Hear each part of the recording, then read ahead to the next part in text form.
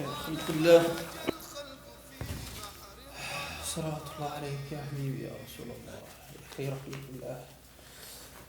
أنت نبراس. أيها أبو يحيى. السلام عليكم. السلام ورحمة الله وبركاته. كيفك يا سيدي وعيني؟ حياك الله يا ابني. معنا هذا صاحب البسطة ما رضى يدي ولا رياء. ليش ما رضى يدي؟ والله ما لي علم وذا معكة. وين وديتي؟ أبو صرفة. أيوة مالك هذا شيء بس مني بصلاة ما هاش داري حق مان. أيوة ادفع له حق المولد النبوي ادفع له. ناهي ليش بأي حق ياخذ لنا؟ هذا سؤال جديد. هي اسمعني. رسول الله أرسل للناس رحمة للعالمين، أرسل لأصحاب البسطات، أرسل لأصحاب البقايل، لأصحاب الأفران، للكل أرسل. أو أصحاب البسطات ما معهم نبي، أرسل للكل. إذن تدفع جايزة من جايزة الناس، لا تكون تفلسفوا زيادة في الأمور الواضحة. أنت بتقرأ كتاب الله.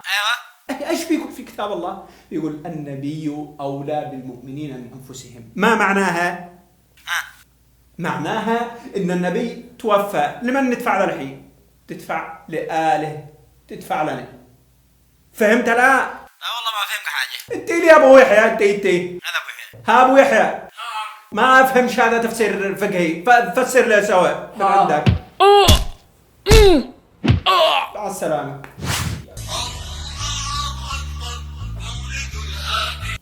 ايوه. السلام عليكم. عليكم السلام ورحمة الله وبركاته. حياكم الله شيخنا. حياكم الله وبياكم. معك من قناة المسيرة. اهلا بالقناة المباركة. ماذا تقول يا شيخنا في هذا اليوم المبارك؟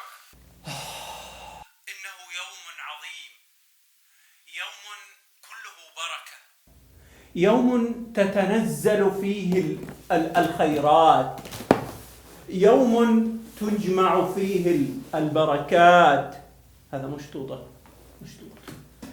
إنه يوم الزهد كما قيل.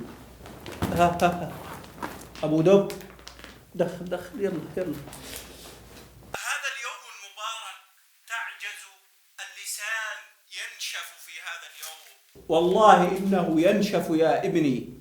ليس كمثل هذا اليوم أي يوم ننتظره في السنة، هو يوم واحد. يوم النور يا شيخنا، جزاك الله خير.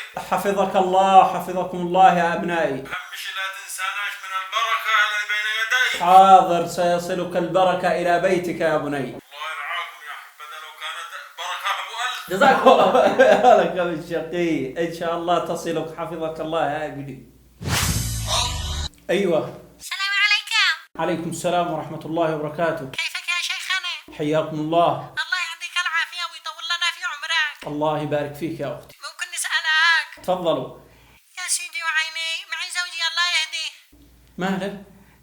كان معنا بقرة في البلاد، قال لي ما بالله نبيعها ونسلمها للجان الشعبية مجهود حربي. حفظه الله.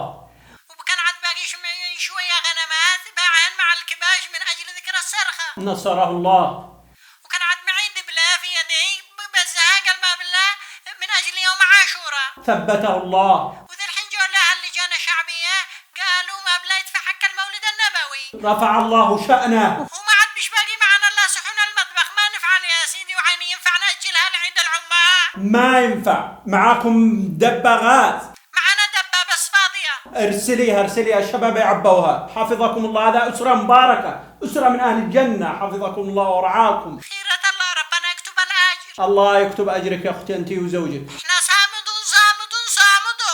الله ينصركم. هذا الأرجاء. حفظك الله. في أمان الله. الله يبارك فيك يا أختي.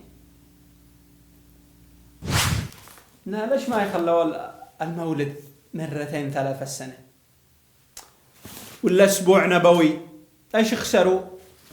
صلوات على حبيب الله.